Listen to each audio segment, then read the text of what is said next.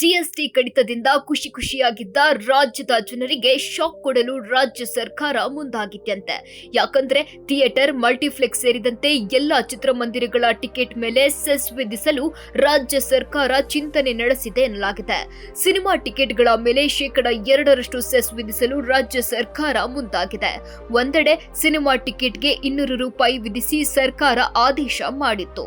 ಆದರೆ ಅದನ್ನ ವಿರೋಧಿಸಿ ಹೊಂಬಾಳೆ ಸೇರಿದಂತೆ ಕೆಲ ಸಿನಿಮಾ ತಯಾರಕ ಸಂಸ್ಥೆಗಳು ಹೈಕೋರ್ಟ್ ಮೆಟ್ಟಿಲೇರಿದ್ವು. ಸದ್ಯ ಸರ್ಕಾರದ ಆದೇಶಕ್ಕೆ ಕೋರ್ಟ್ ತಡೆ ನೀಡಿದೆ. ಇದರ ಬೆನ್ನಲ್ಲೇ ಇತ್ತ ಸಿನಿಮಾ ಟಿಕೆಟ್ಗೆ 2% ಸೆಸ್ ವಿಧಿಸಲು ಸರ್ಕಾರ ನಿರ್ಧರಿಸಿದೆ ಎನ್ನಲಾಗಿದೆ. ಮಲ್ಟಿಪ್ಲೆಕ್ಸ್ ಸೇರಿದಂತೆ ಎಲ್ಲಾ ಸಿನಿಮಾ ಥಿಯೇಟರ್ಗಳಲ್ಲಿ ಸಿನಿಮಾ ಟಿಕೆಟ್ಗಳ ಮೇಲೆ ಸೆಸ್ ವಿಧಿಸಲು ರಾಜ್ಯ ಸರ್ಕಾರ ಚಿಂತನೆ ನಡೆಸಿದ್ದಂತೆ. ಸಿನಿಮಾ ಟಿಕೆಟ್ಗಳು ಮತ್ತು ಟೆಲಿವಿಷನ್ ಮನರಂಜನಾ ವಾಹಿನಿಗಳ ವೀಕ್ಷಣೆಯ ಮೇಲೆ 2% ಸೆಸ್ ವಿಧಿಸಲು ರಾಜ್ಯ ಸರ್ಕಾರ ನಿರ್ಧರಿಸಿದೆ. ಕಾರ್ಮಿಕ ಇಲಾಖೆಯಲ್ಲಿ ಈ ಕುರಿತಂತೆ ಕರಡು ಪ್ರತಿ ಸಿದ್ಧವಾಗಿದ್ದು, ಕರ್ನಾಟಕ ಚಲನಚಿತ್ರ ಮತ್ತು ಸಾಂಸ್ಕೃತಿಕ ಕಾರ್ಯಕರ್ತರ ಕಾಯ್ದೆ 2024ರ ಅಡಿಯಲ್ಲಿ ಕರಡು ನಿಯಮಗಳನ್ನು ರೂಪಿಸಲಾಗಿದೆ. ಈ ಸೆಸ್ ಶೀಘ್ರವೇ ಜಾರಿಗೆ ಬರೋ ಸಾಧ್ಯತೆ ಇದೆ. ಆಗ ಸಿನಿಮಾ ಟಿಕೆಟ್ ದರ ಮತ್ತಷ್ಟು ಹೆಚ್ಚಾಗಲಿದೆ.